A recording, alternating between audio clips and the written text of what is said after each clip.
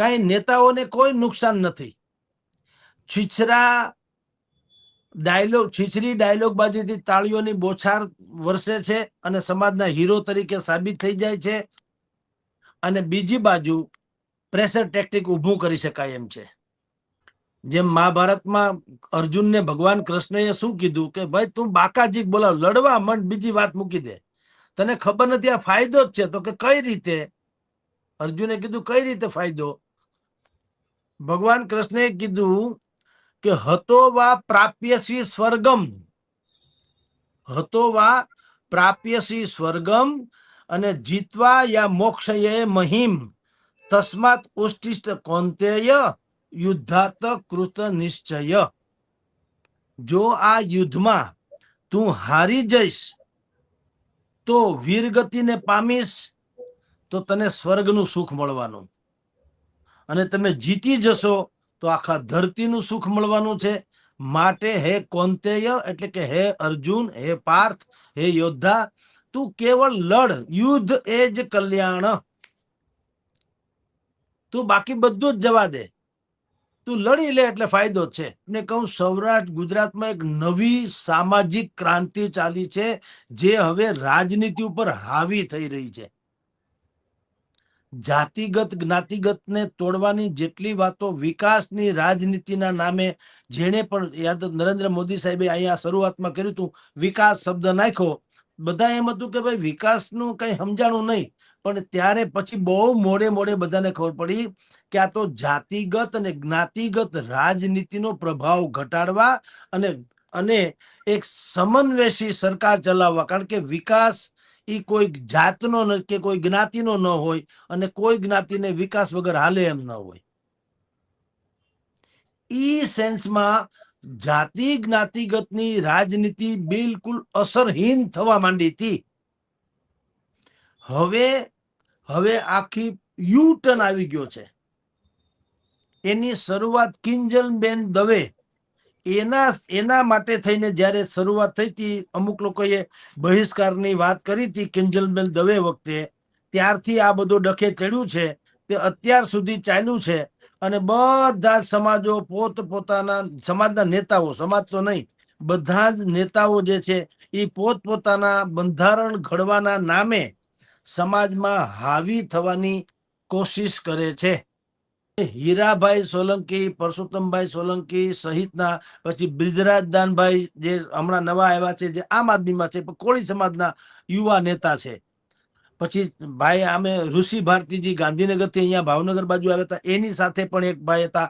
આમ તમે જુઓ, હવે સમાજના ઠેકેદાર થવા માટે થઈને દરેક માણસ પોતપોતી રીતે મહેનત કરે છે.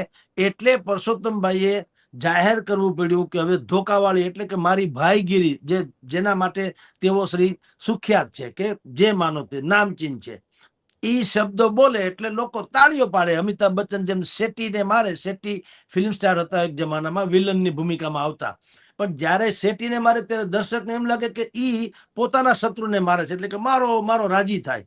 એમ પરસોત્તમભાઈ જયારે એમ કે મારે જરૂર પડશે સમાજ માટે તો ધોકાવાળી કરવી પડશે, એટલે એના સમર્થકો તાળીઓ પાડે. એનો અર્થ એમ છે કે પરસોત્તમભાઈના હિત શત્રુ અથવા તો બીજા કોઈ લોકો જે પરસોત્તમ સોલંકી બનવા માંગે છે એને આ ઈશારો છે, એમ કહું. સમાજના દીકરાને કોઈ માણસ હવે નવનીતભાઈ બાલદિયાની જેમ કોઈ પીડા આપશે તો હું એને ધોકાવાળી, એવું નથી બોલ્યા.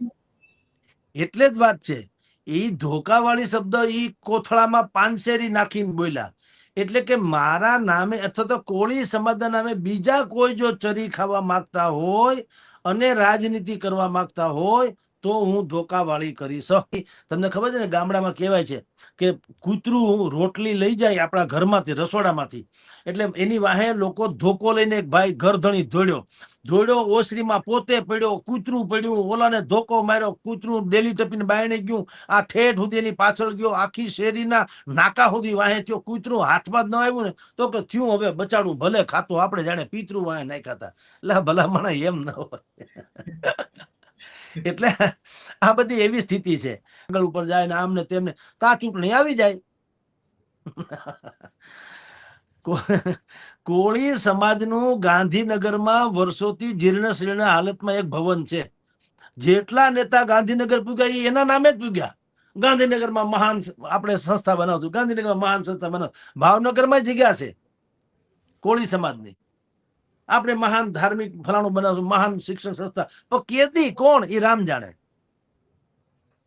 અને પાટીદાર સમાજ તમે જુઓ, ખોડલધામ બની ગયું, સુરતમાં બાંધકામ ચાલુ થઈ ગયું હોય, અમદાવાદમાં ઉમિયા ધામ બનાવ્યું છે, વિશ્વનું સૌથી ઊંચું તો બન્યું ને. તમારી નજર સામે કામકાજ ચાલે છે ને. અને કરોડો રૂપિયા ઘડીકમાં ભેગા થઈ જાય, 10, 15, 20 મિનિટ થાય, 150 કરોડ 200 કરોડ થઈ જાય છે ને. તો આ બધી વાતો કરે ગાંધીનગરમાં શિક્ષણ ભવન થી માંડીને ભાવનગરમાં, તો કોણ કરશે ને કેદી કરશે? કઈ નહીં. એમ અલ્પેશ ઠાકોરે કીધું 8 મહાન શિક્ષણ સંસ્થા બનાવશું. કોણ, કેદી, ક્યારે? રામ જાણે. 2017 પછી, ટૂંકમાં 17માં મને જીતાડો પછી દેખતે. લોકો મહત્વકાંક્ષી છે રાજનીતિમાં આવવા. એને ખબર છે કે આપણા હાથમાં સમાજ જો હશે ને તો પક્ષને ઘોડી વાળી દેવું. કા અમને ટિકિટ આપવી પડે, કા અમે કહીએ એને આપવી પડશે, પણ તમારી એને સમાજ હોવો જોઈએ. એટલે તમામે તમામ સમાજના લોકો જે છે આ લગ્ન ને ફલાણું દીકરું એવું બધું 2-4 છે ને રમત કરી અને અંતે અમને સમાજના નેતા છીએ અમારું બધું કરો. ટૂંકમાં 2027 આવવા દો એટલી વાર છે. લ્યો, ગાંધીનગર થી માંડીને ભાવનગર સુધી લગભગ હું સમજનો થયો ત્યારથી સાંભળું છું. બોલો. આ છાપામાં 30 વર્ષથી લખું છું. તો કેદી થાય એમ? હવે આ ભાઈ 8 વિદ્યા ભવન, છાત્ર ભવન કે છાત્રા ભવન બનાવવાની અલ્પેશભાઈ વાતો કરે કેદી. અને બધાનું ધ્યાન ત્યાં 2017 આવી જાય, ચૂંટણી 27 ની વાત થાય પૂરી, પછી દેખતે હે. એટલે મૂળ વાત આ છે કે બધાય સમાજ સુધારણાની વાત કરે છે, આવકાર્ય છે, અમલમાં આવે તો બહેતરીન.